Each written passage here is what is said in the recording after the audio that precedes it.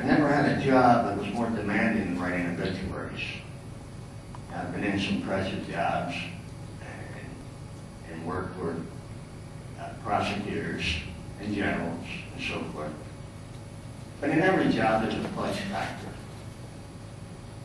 Yeah, well, I'll go back and straighten this out, sir. Or I'll fix this. Or even if you're a welder and you miss every third rivet, the ship will hold together. Or you're a carpenter and you cut the joist too short. As me and my brother used to do when we worked our own. Just put a scab on the joist, it's okay. A little fudge factor. There is no fudge factor in writing obits, preaching to the preachers here. Zero tolerance. You can't make a phone call the next day and say, Mrs. Smith, I'm so sorry. Next time your husband dies, I'll get his middle initial right. You gotta get it right. I used to take my briefcase home, all my notes, and a printout of the story I sent to the desk. Many a night, at 12, 1 in the morning, I'd say, I better check that. So I go down, kitchen table, look at my printout, the notes, then I could sleep. People in the population and people in the newsroom are often dismissive or condescending to obit writers. I can tell you people in the newsroom lose that dismissiveness when they've done obits. And I used to leave every year for 3 to 6 months going active duty, and somebody would write the obits for me. In 2 cases in particular.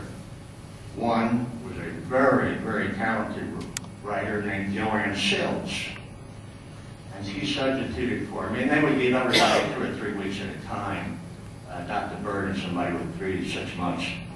When I got back, Joanne wrote me a note and said, I don't know how much money you're making, but it's not nearly enough. I found myself in the middle of the night waking up, wide awake, wondering if I had buried somebody in the wrong cemetery. Another substitute was Eddie Moran. Eddie was one sharp police reporter, one tough kid from Boston, semi-pro hockey player. When I got back and he had substituted, he came over to me and he said, Jim, when I finished my shift, I would have circles of sweat down to my ribs under each arm. He said, the only other time I ever sweated like that is when I was in the delivery room with my wife. So suddenly they knew what it was about. The other epiphany for your colleagues comes, people who may not pay much attention or look over at you like, gee, it's a shame. Yeah, somebody had to do it. Is when they come to your desk and you look up and they're standing there with their hat in one hand and their mom's picture in the other. Yeah, I'll take care of it. They never look at you the same way after that. They know what it means to a family and what you have to do. And if you capture their mom dead bang, then they really know. There is a biblical axiom relating to Jesus that no prophet is without honor except in his own country. My kids wouldn't tell people what I did for a living. Oh, Dad? Oh, he's a reporter. They wouldn't use the O word. And you people are making it very respectable. But 25 years ago, that was a dumpster. So they didn't say much. Editors who are very slowly coming around to obits, and the prime example and leading proponent is Bill Marimo. He absolutely is giving you 110% here, sponsored this conference. I was very fortunate to have the editor of the Daily News, Zach Stolberg, who grew up in a row house in Philly, knew neighborhood people, and knew what I was doing. So he was my proponent. Very shortly, it became apparent to all the other munchkins out in the newsroom, including editors, that I was a made man in the Stolberg journalism family. You didn't whack me without sitting down with the Don. No one even tried. He was the 800-pound gorilla that enabled me, allowed me to virtually write a column. I put subjective, my opinion. Now that opinion was based on deduction of the facts I had, but I was pretty much right. In spite of all this, there's still editors who drag their feet, even though every poll that's ever been taken on newspapers show obits in the top 3 or 4 of readership. And yet, there's still editors who won't put money into it, won't put talent into it, won't put space into it.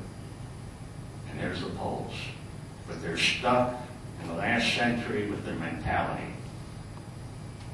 If it was me, if I was the big kahuna here, I'd have your pictures on the side of buses, subways, promoting your obit column.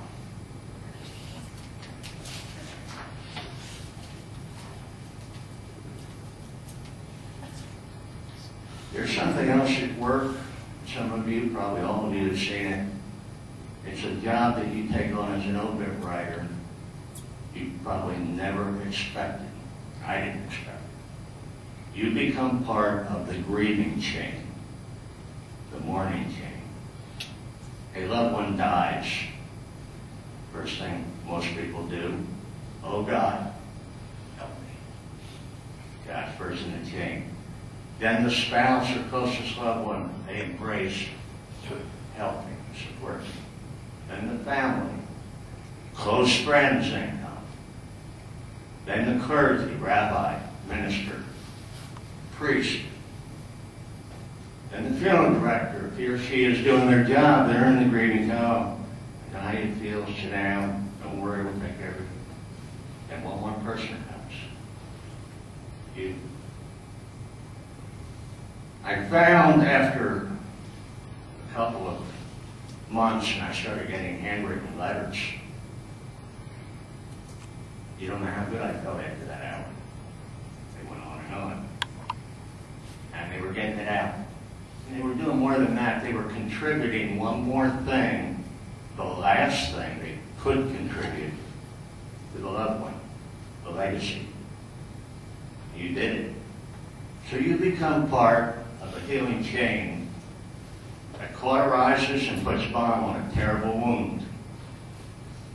Awesome responsibility. And sometimes at the end of these conversations, if I felt the person was displaying spirituality and I needed to say something a little uplifting to them, I said, you know, with Charlie's death, you now have something good you didn't have before. Why? What could I have good now? Charlie's gone. I said, you now have someone who loves you on the other side, pulling for you.